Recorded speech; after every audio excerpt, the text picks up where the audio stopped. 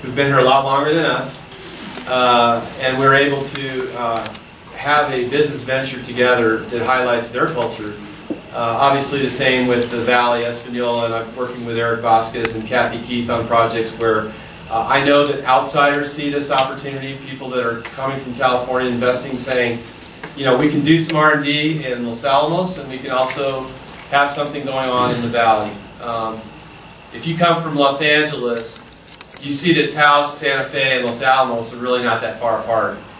People aren't afraid to drive, except in the snow, of course. So, you know, there is an opportunity as a region that we need to embrace, and Santa Ana is really our closest neighbor, and we hope that we can do some things with the Pueblo. Philip? Philip Ginsberg, one of our largest landlords in town, snuck in. I'm actually quite short. So now, any questions and answers we can provide. David's here; he can usually answer most of the questions. So. Please pipe up. I know there's some concerns out there. We've heard a lot about rents. We've heard a lot about startup monies, incubation cash, and things like that. We want to hear those from you, and we want to be able to try to respond. So we kept the complaint section till the end. Please feel free. Yes? So this really isn't a complaint as much as it's an observation. I understand the legal implications, you know, the fact that retail can't be helped, but one of the issues I think is, as grants and stuff are available for everything else, retail is going to continue to shrink in this town because we simply don't have habitat. I mean, rent rates are too high, and there are definite issues with, you know, as other people are able to take space and get grants to improve that space, retailers won't have that space. So in other communities where the community can expand, it's a slightly different issue. But here, it's a game of dominoes. So when one thing moves, something else goes away. So, you know, it's interesting, like with the teen center, some observations on that, where that's going. So there are people that will be displaced for that are consumer and businesses, potentially, and I'm not sure where the convention center is planning to go, but that could also displace other businesses. So we just have to be careful and be thinking about this in our planning for the community. I think that's a really good point. We're trying to be strategic on our infrastructure development. I think our investment in DP Road is one step. Can we grow? You know, yes, we're tight on land. Have rents and land prices been high for a reason? Yes. Is it a reason that will continue on into the 21st century? Maybe, maybe not. And the reason I say that is because the lab is obviously in a decline in reference to some of their investment in contractors and their direct employment. Whether that's a temporary situation or not, the chances of growing again, as the community did up until 2006, without building additional affordable housing and other services in the community, are probably next to nothing. So we know we need to develop affordable housing to capture some of the commuters that work up here but don't live here. As far as space, really the only thing that we can affect as a county is providing infrastructure for new development. Things like 1010 Central, the project space that is proposed in front of the county administration building, would be more space, be owned by folks. Those are the kind of projects that we can promote. The market itself, it's not something we can affect it in a small way. I really do wish we could go to the legislature, maybe this year, maybe not. We're not going to probably do it this year, and say, look, we want to be able to provide LEDA for retail. In small communities, we all have the same issue. So, you know, I wish I could say there's an easy solution. It would be crass to say, yeah, supply and demand. If we increase supply, rents will go down. I don't believe that's true. I think that the higher quality developments like Central Park Square will probably do better than some of the lower quality. And that goes with housing too. If somebody's not investing in their property, if they're letting it run down and the market goes south, those are the first people that are going to lose, ultimately. If we build new, high-quality construction, which we have to do. We have a pretty strict code. We have a lot of fire issues out here to worry about. We're going to see displacement of some of the other stuff, and maybe the rents will stabilize or go down. Would I like to be able to wave a magic wand and build a Santa Fe 2nd Street lofts area? Yes, I would. Will we incentivize the developer and hope that one of those folks comes and does it? Yes, we will. We'll try to get that done. We just don't know how it's going to turn out yet. Greg, can I comment on the teen center thing?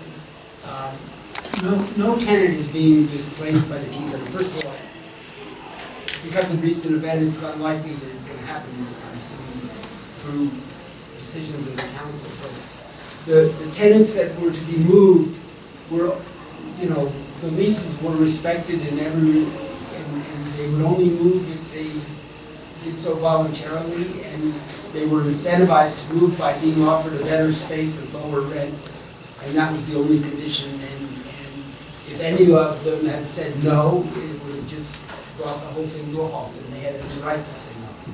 But we offered them something better for lower cost, and payment of all moving expenses.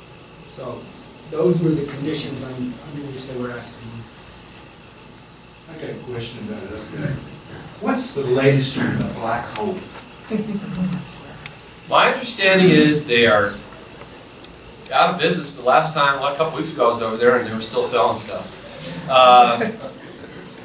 I know that they've approached the county in reference to the property, and as a couple of other owners have done, and I believe the council said that at this time we are not in a position to look at buying millions and millions of dollars worth of property. That's my understanding. So if you look at the whole property together, it's a nice piece of property if it's cleaned up. Would it have been fun to have them have the archives of that in a storefront in downtown? Yeah, I think that would have been a cool addition to the creative district, but that's my personal opinion. I think there's a lot of questions. Kevin, you have an answer. Yeah, I think that in our talks with owners, they're interested in talking to people who may have an interest in that property. So if you don't know how to get a hold of them, don't hesitate to get in touch, and we'll help you get in touch with them. The property is still zoned commercial, or? Yeah, it's a commercial community or neighborhood retail. I believe it's 5 acres, isn't it, Kevin? Yeah, I think it's close to that, and of course it's adjacent to some other property that has active retail restaurants and radio stations in it. So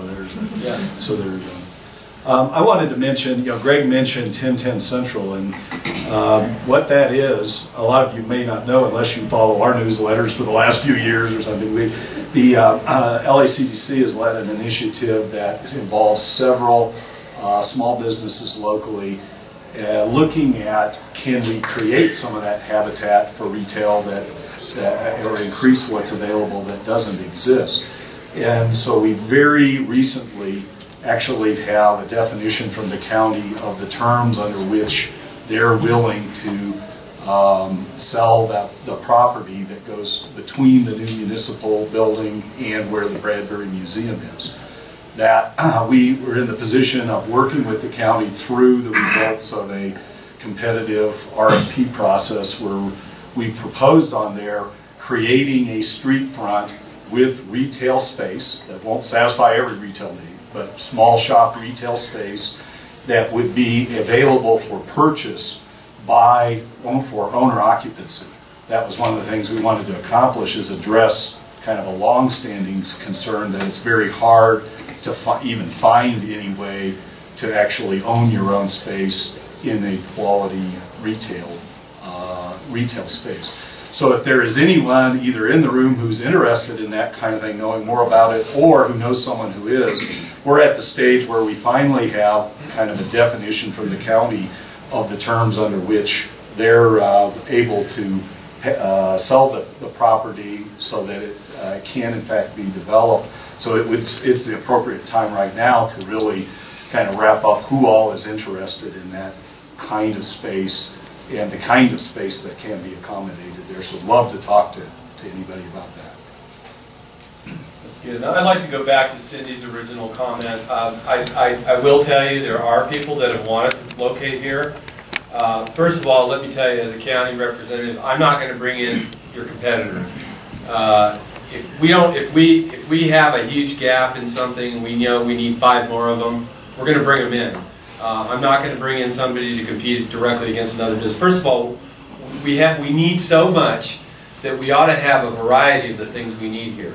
But secondly, these folks have come in, sporting goods store, for example, national chain that we prospected at a national conference, and said, I don't have space here for me. There's no place with a window on a major street where I can be seen, see and be seen. And so if Kevin is successful, we hope he is, with 1010, that's one opportunity.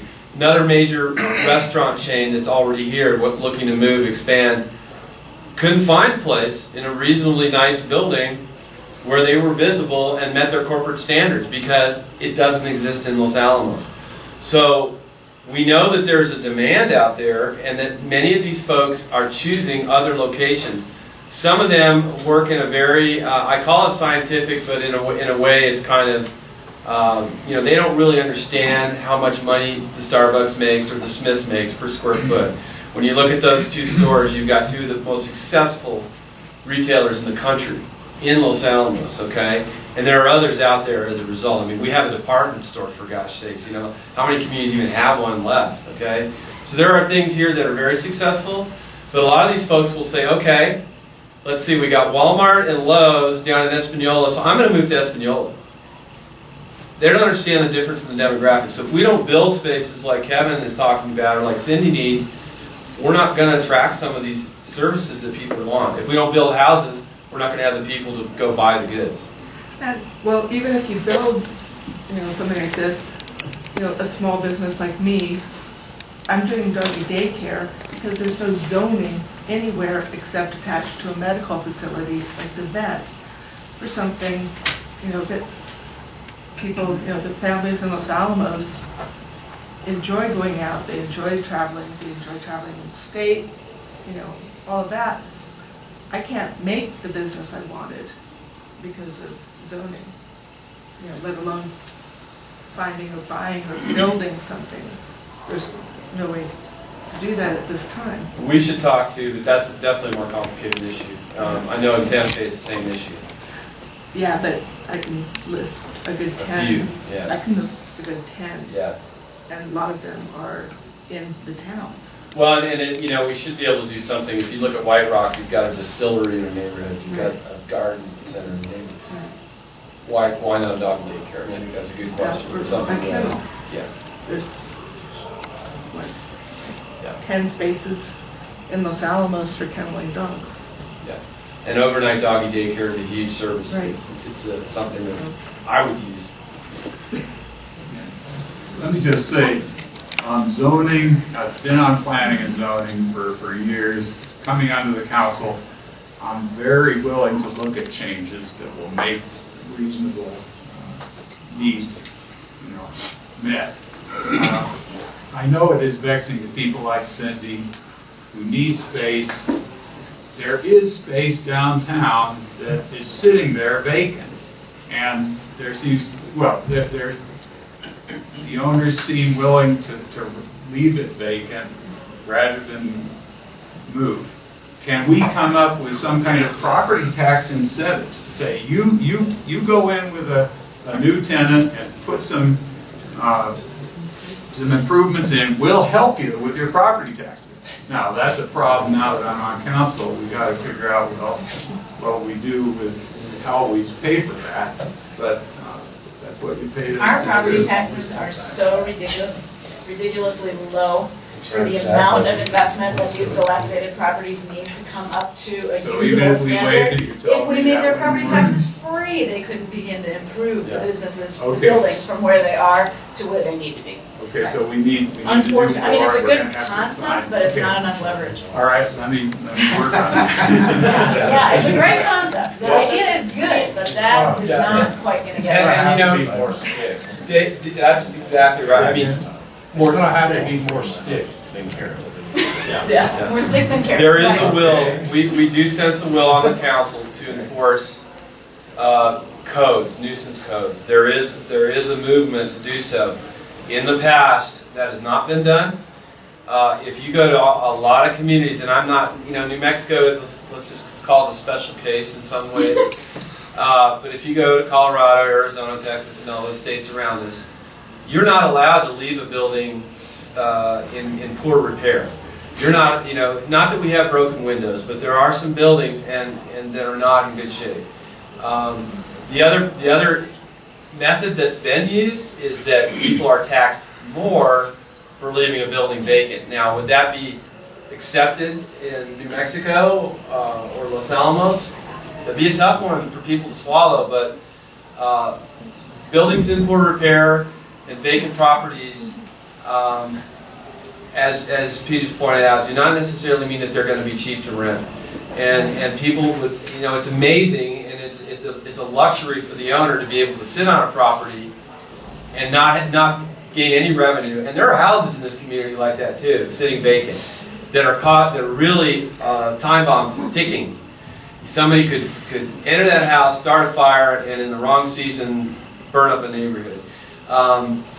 In some communities, they have grabbed that bull by the horns and said, no, we're going to tax you more for leaving it vacant, or you're going to have to fix that exposed wiring.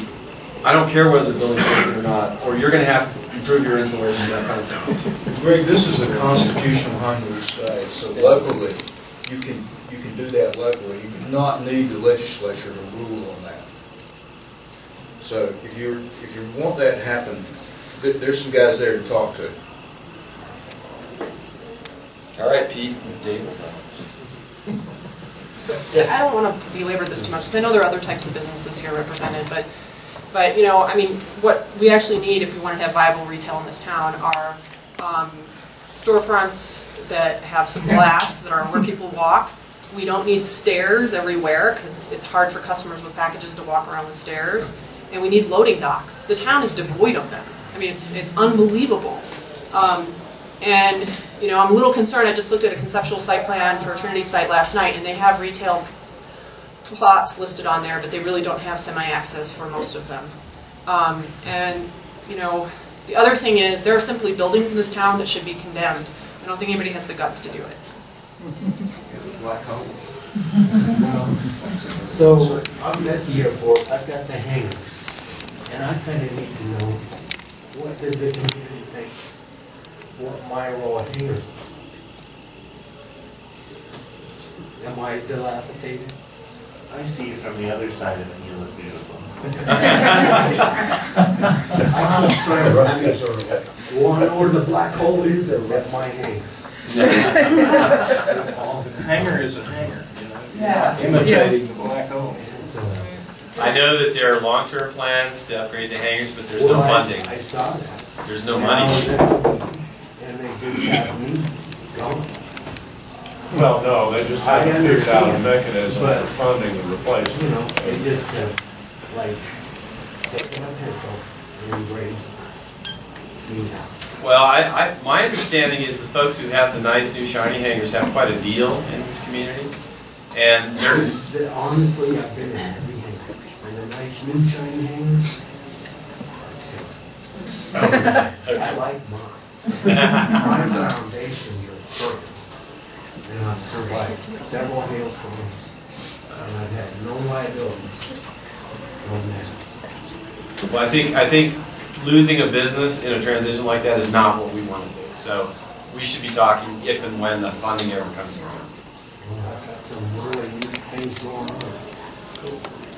And a lot of communities have taken old warehouse space and turned it into arts incubation type space.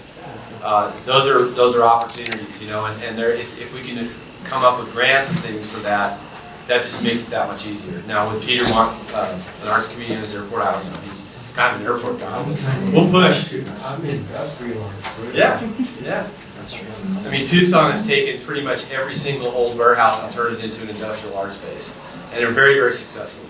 And there has been a lot of funding on it too. So I'm not saying it's not possible. I think we ought to look at that. I really don't mind that 2 or 3 hours it's taking here because now the sun is warm and everything.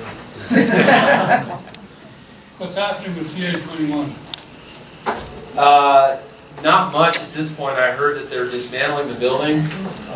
As far as timing, I'm not sure what the final schedule is on that. I just don't have data access. I've been focusing on the ones that are already done. That whole DP Road area, though, will be turned over. And the school and us have a big stake in seeing how that gets developed. There are some conceptual drawings of roads and things that make the access better. Is there money? No. There isn't money right now. So I do think DP Road is an important part of the community because it's affordable rental space right now. And it's industrial space as well. Well, I'm particularly concerned about TA-21 itself, not just DP Road. Right. And whether there was any county pushing to actually get that from the government transferred to the county, as we've been saying is going to happen for the past decade. Yes, there is. I mean, there is a schedule. I don't know if you know anything about that, Bill, on the prop transfer side. No. I mean, really, somebody from the lab controlling the schedule will have to address that. And I have to say I don't know the exact schedule, but it's not years and years away. It is one of the properties that is closer to being done. Correct. Do you know how many square feet the new Smith's facility is going to be? 110. So it's more than it's 2.5 times the existing size of the 110,000. 110,000. And that will include, I suspect, somewhere in the 20 to 30,000 feet of restaurant, which would be your salad bar, your hot bar, your coffee bar, that kind of stuff. Right now, it looks to be close to the back of the building. An extensive garden supply, a home and garden, or not? I don't know of the contents, and I've been asked it a couple times. I know that they're going through the planning process. Ann Loren's been down in Santa Fe and Albuquerque meeting with them. They're anxious to get rolling. We've resolved some drainage issues, detention issues, and we're actually putting the drainage on our transfer property, the AAA, behind them, so they can maintain the integrity of their center. Just a point on the Trinity site and the Smith development, just a reminder that from the beginning of the idea of there being a Trinity site development, the idea was to be additive to the community. I know you know that, Greg. I hope that recognition of that beginning principle doesn't fade as Smith says, well, we'd like to put in a dog food place, or I don't know what it is, or a whole new department store. Pick on myself, yeah. So this additive thing is critical, and especially so if Smith's not going to share with you or the community what they are adding, so that those of us who are standing in their way won't be run over and left with an inventory we can't get rid of. Well, I will say that, there is a brokerage company, it's out of Albuquerque, and they're in the business to lease space. I don't know what control we have over that process, but, my understanding is that Smith has certain partners that, I think it would be a tragedy to bring in a Petco, but do we have control over that? I don't know that we do. We really don't. And that's we are going to have to face the fact that if and when we grow, we will grow at some point, either White Rock or here or both, we are going to face greater competition. Will I, as a county representative, bring in your competitor? Heck no. I'm not going to do that. But let me go back to the beginning idea, which is that it be additive to the community choices. Yes. That was the idea. Smith is hitchhiking on a project that was opened up with that idea as part of its base. So if there is not arguable points that can be made as, you know what I'm getting at. I don't understand why a CB Fox in the however many years it was that project was on the boards and being considered. Why in the world we would support that project all of this time if we didn't have faith that the county council of that time was not going to act on or hold the county at large, the county government at large, for years down the road to the idea of being additive. And I don't understand. Could you define that term? Yeah, I will. Yeah, I will. So we've got a furniture store in town. That's us. We've got a mattress store in town. That's us. We've got a men's department in town. That's us. We got a candy store in town. That's us. And I'm not pretending that there shouldn't be competition somewhere along the path. I mean, there can be a cheap candy store, there can be a very expensive candy store. Let's don't have a middle-of-the-road candy store. That's the idea. And I'm not picking on candy particularly. But that is the idea. I mean, you got price point levels to think about, and then you get merchandise category at large. Yeah. So, yes. It's complementary. I mean, it's complementary uses based on gaps. They're filling gaps. That's in Smith's best interest to do that. I'm still involved in somewhat in that process. Steve Lynn has been here from the beginning. He still understands that tenant's very important with their negotiations. But Smith's has been, because they have existing, they're a community member. They know what's at stake here. They've heard the community. That's what we hear from them still at this point. But let's be clear. We may not have the authority to choose. I think the public themselves, just as some people fight at Walmart, might have some swing with a retailer. But can we tell them not to bring in a tenant? I don't. We can ask them that. We can ask them not to bring in a tenant. It's a public thing. You're right. It's private development, but I believe that they've always negotiated in good faith on that point. Well, there's so many small businesses here in the community that compete against Smith's as it stands right now. You know, Cindy with this dog food, and you know, the things that we can get that are good quality, the Smiths wouldn't want to, you know, if they're partners with a Petco, why would they want to work with our community to put one of our small businesses in there when they could have a Petco and just rake in more for their CEOs? That's what really scares me. That's more complicated than that, because then the people at Petco have to make an independent decision that their store is going to be successful here. Right. And it could be any other business. So they're not just going to say, hey, Smiths, let's go. They're going to have to make a business case. It's like the sporting business that Greg was talking about. That company is looking at different locations and which location is going to make them the most money. If they see a well-run pet store in a town, that's a black mark against that town.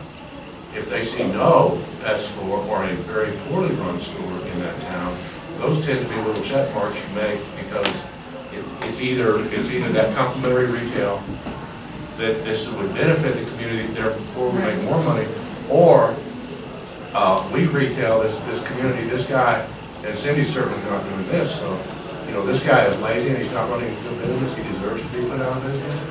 They can see that, but the bottom line is, they're not going to come because Smith's is coming, and Smith's is not going to look to bring in a store that's going to close in a couple of years because they weren't profitable. Why would Smith's, why would they do something, why, if they're selling a product, why would they bring in a similar store? They won't. Right. Yeah. But the broker, remember, the money is made by the broker. Right. And the rent then goes to the owner. Another organic market or a farmer's market. Well, it's not just retail that's being competed with when new spaces opened up in town. It's services, it's banking, it's real estate, it's, you know, restaurants are being competed with every time another fast food chain goes in. I mean, it is the nature of the beast that when a new opportunity is made available, that if there is money to be made, it's going to happen. And not that anyone enjoys it. I certainly wouldn't be excited if another real estate company moved to town, but I don't know that that is our option. We have a limited amount of control over it, I guess is what I'm saying. I want to acknowledge the limited amount of control and not be argumentative about it, but simply ask that you all be cooperative and finding out what they're gonna stock and letting us know. That will help. That will allow us to become additive by subtracting something and adding something else that's not going to exist. That would be, while you have the ability to do it, a very good meeting to set up when they get to the point, and not as a confrontational meeting, but say, you know, there's businesses in town that really want to thrive through this, but it's important to know. And at some point, we ought to be able to do that. I mean, I'm looking at going over to Phoenix, but there's nothing that is written down that says that store that I look at is going to be the same store they put here. And like Dave said, I know there's going to be parts of our store that change. That's inevitable, but I don't want to be planning on one change and then see another. And I prefer to have time to focus on the potential. Again, to thrive through it as opposed to licking our wounds. What do you think the chances are of having such a get-together? Or an exchange of information? Whether the county can sponsor it, I think, is a question. I think it might be better done in the chamber or the LACDC environment. I just don't. Well, you can invite their broker, but again, will the county government get involved in that? I don't know that that's our rightful place to get in the middle of that. That is a very serious discussion. Broker, and we've actually really been working on what are those additive things already. Inside of Smith's itself, I think it's premature because I don't think they have it figured out quite yet. The best I can tell is that right now they're looking at something like, they may try to pull that up, but they're probably more likely looking at something like spring of 14. I've heard some thoughts, but keeping a handle on the schedule is one of the best things, and what's known about the schedule would be one of the best things, because we'd be glad to help that come together. At least as much as their broker. Yeah. And a year or so before they open the doors, they're going to be deep in the middle of talking about what they're going to fill that basement. So the best, whatever the best way, the county may not facilitate, it can't, on nobody's part, cannot be a requirement to Kroger that you must do this because they don't have to. But if whoever could facilitate something like that, and again, you know, on their end, not that we're going to have a bunch of guys gang up on you. Well, we'll go ahead and make the request, because Smith's is a chamber member, and actually we have been in touch with them, but it's just all very premature, because they're very interested in this being very positively received by the community. It's totally in their interest to not have it seen as... They'll know where in the timeline that was. Yeah. And just realize, Bill wanted me to bring this up. 66% of the retail sales by retail purchases by Los Alamos residents are made outside of Los Alamos County. Just remember that. Bill who? We do. Oh, Bill, thank you over there. And you know, that is the only industry in this county that has anywhere close to even sales and has captured the market is gasoline. That's it. So there's a lot of other business opportunities out there that are not being captured. Rooftop growth is very, very important. We need to grow our population, we know that.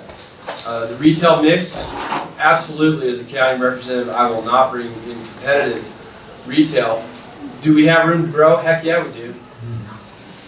And you know, so that's the other thing we have, tools we have, the creative district, the downtown district, this LEDA, limiting facade grants to a certain area. We're investing in our older center because we want more pedestrian-oriented activity in one place. So we can kind of steer it, but can we tell them, no, you're not going to bring in Petco? I don't think we can. Can I speak up for a minute? I'm always because as a consumer, I know everyone here is a business owner. I was a single one income for a while, and to me, the problem with the consumer here is that lots of the prices here are really high for us. I'm willing to drive to Santa Fe, Albuquerque, and sometimes I can't find things that I need, and I'm just going to make one big trip. So I do shop off the hill a lot, but this is my perception. Have we done any survey to consumers and see what they need and what the problem is? You know, I just want to address quickly, because we get a lot of people that get dragged in by their friends into my store about that. They think that they've never even tried to shop at my store because they think the prices are high. Well, it turns out those people that get dragged in, they're like, oh my gosh, I pay for more for this in Santa Fe.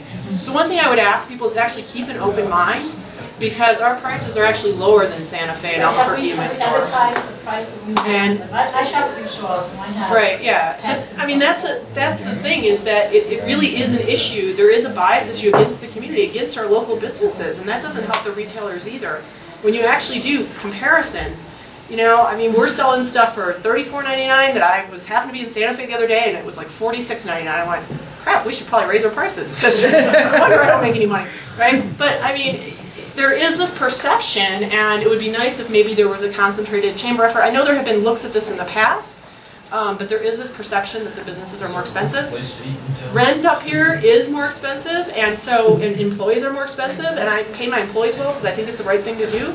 But, you know, it's one of those issues that there definitely is an awareness problem, and I think, you know, the issue is up here, the businesses up here aren't necessarily more expensive. What they are, though, is they have to be smart about how they run their business. I mean, I am relentless on stock loss and inventory, because that is where I make up the money that I'm paying in rent, right? And so you have to run your business really smart. You can't do it any other way and survive up here. But businesses are not necessarily more expensive despite the sort of circumstance we're in.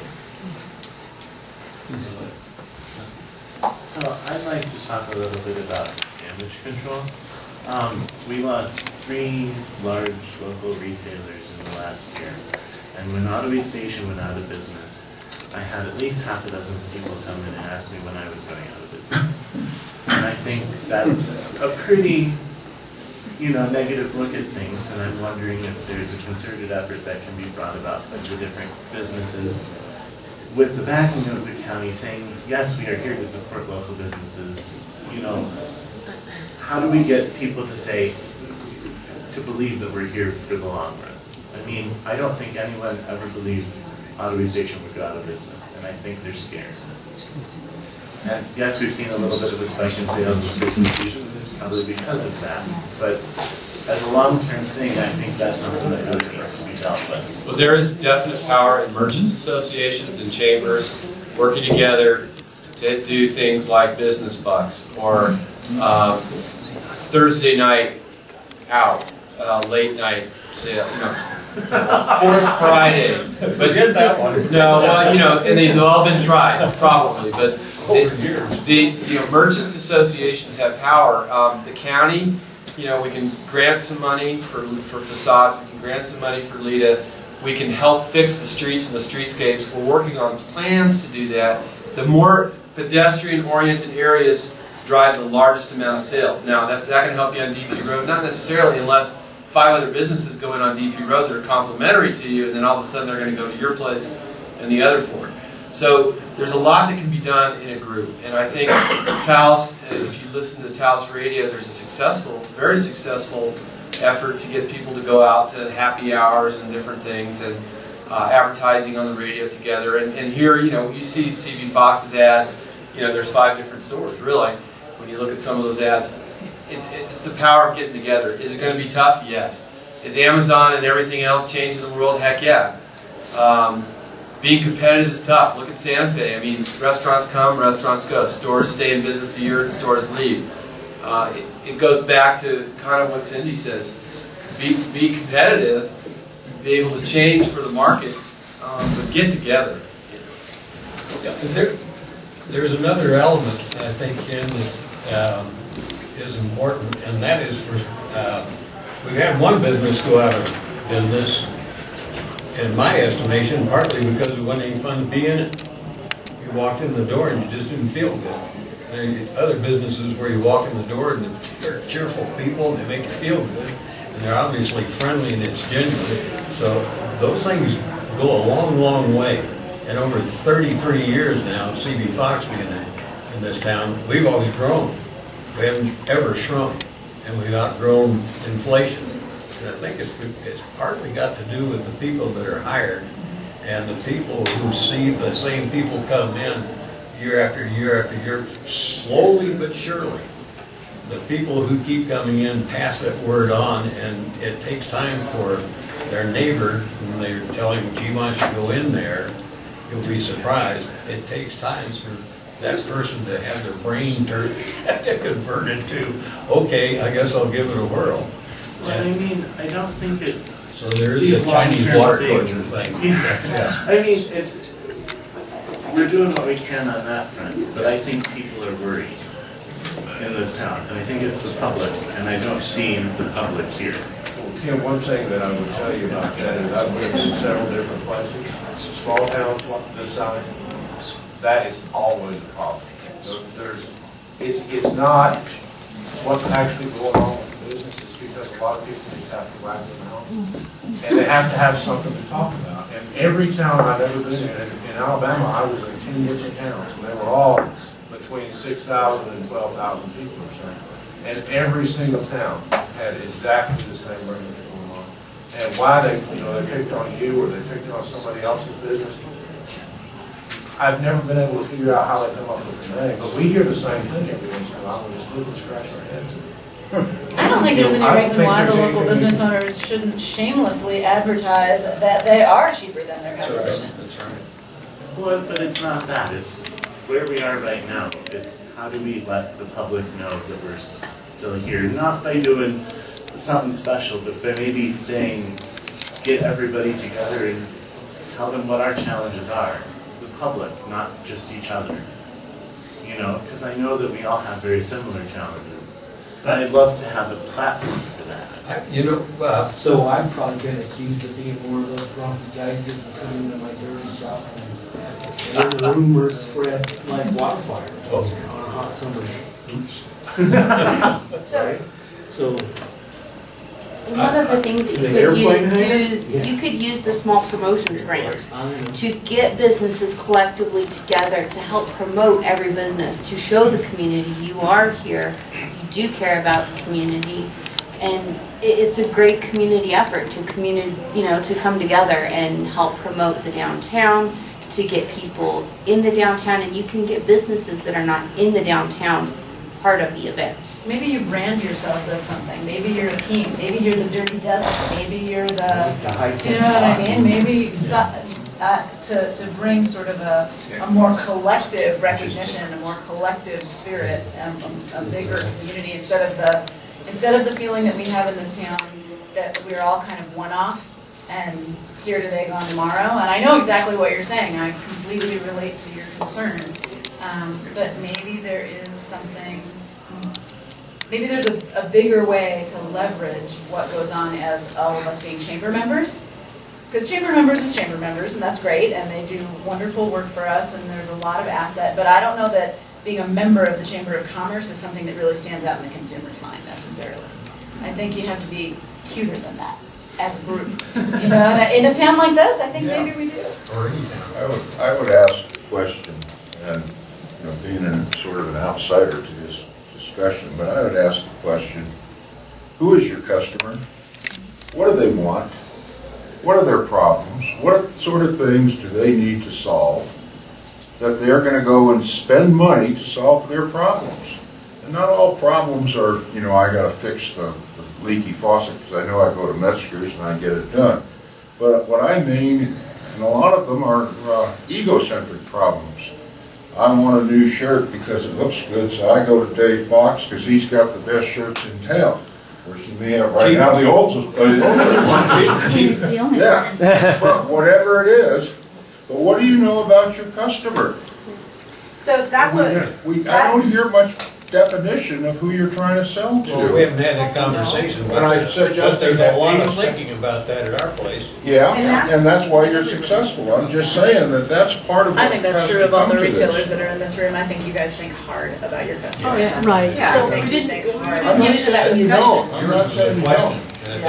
From the chamber perspective, if there's anything the chamber can do to help facilitate this discussion, if we can set up a meeting place and time for this merchant group, which has sort of expanded and contracted over the past few months, if we can help facilitate that type of discussion and also facilitate some group promotions, we'd be happy to do that. That's something we do have the capacity for, so. I think a platform can be established, Facebook-oriented, social network-oriented platform. So we actually have- can be built easily that allows each one of us to have our own individual voice on that platform or image on that platform, and have a framework or a branded platform, if you will, so that each of us can present our stories weekly or whatever it may be. It already exists if you want to use it. There is I a know. group. Yeah, we No, don't tie into it. LAEnet.org. You can have that discussion. It needs to be. Can I interject? I think we're breaking into 5 different conversations. Greg, you want to maybe you want me to say? Go ahead, Give the floor to someone. Well, no, That's what I'm used to. I think we ought, if you guys are all amenable, we'll get the mailing list out to everybody.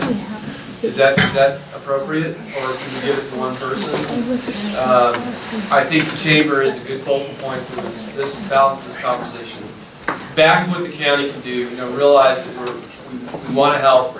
We're limited. Part of this is building community, building a downtown that is pedestrian friendly, helping utilities go in on DP Road and A811 behind the Blue Smiths as it comes on board. We've got some things we can help out.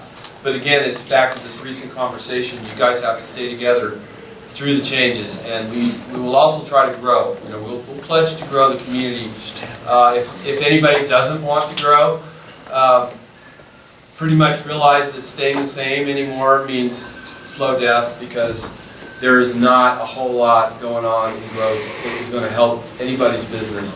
The other piece is really almost as important. 7,000 commuters. Do they have a stake in Los Alamos? Do they care? Will they buy anything more than gas and a lunch? How do we get those folks and round them up and make them community members? So those are questions more than answers, but I think we all work together on it. David, do you have some ending thoughts? Actually, this is very... Not to put you on the spot. No, this is... He's good at talking. Yeah, but not saying anything. I'm good at talking about that. So obviously there's a lot of communications to be done. I was thinking about the media, about Essence, explaining that, what our price structure is, that we are competitive, that we are, and dissuading some of the rumors, that just go around town. And sometimes we feel like Los Alamos as a whole should take Prozac once a month to just bring things down a little bit. And certainly now it's going to be a really nervous time, because the new Smiths is going to just upend the whole market. Could be positive things, there'll be negative things, and I think it would be great to have some kind of conference about the market adjustment that's going to happen. And I think the county does have a role, because we are meeting them through planning and zoning, the site plan. We have representatives from Kroger coming on a regular basis, and we can ask them to have one of their market people accompany them to start giving us that information. So I think we can press that.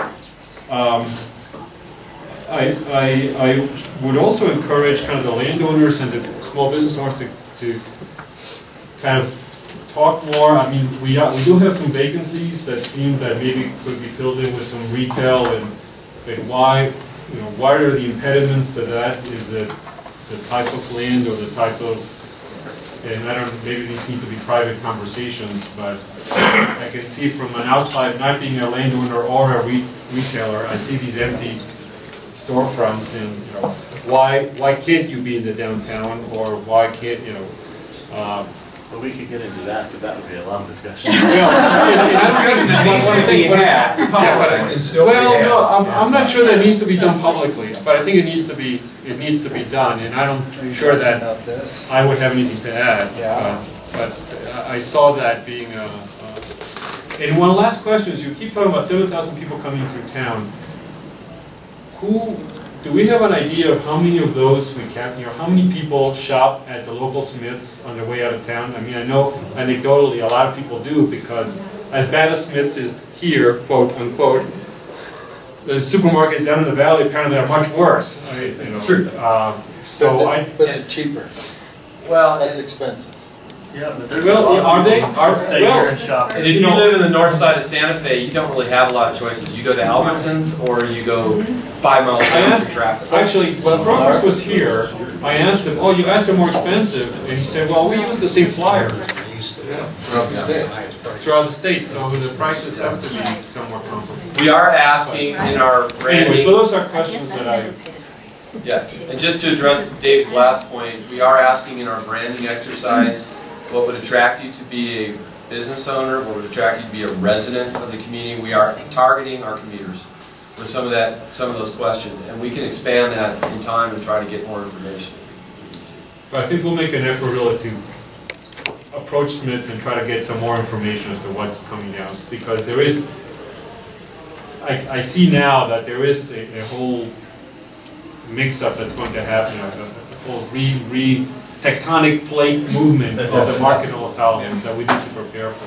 So. Greg, just one quick thought.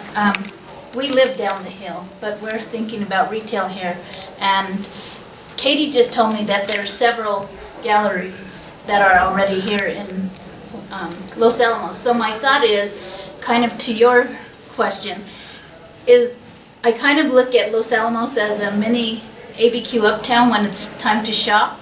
So why don't we have like a sign that says all these shops or all of the stores, all of the retail, and I don't cook, so I'd like to know all the eateries here too, because I keep on going to the same ones. So it's just a thought to strategically place maybe for the 7,000 people going up and down to know that these are here, are around.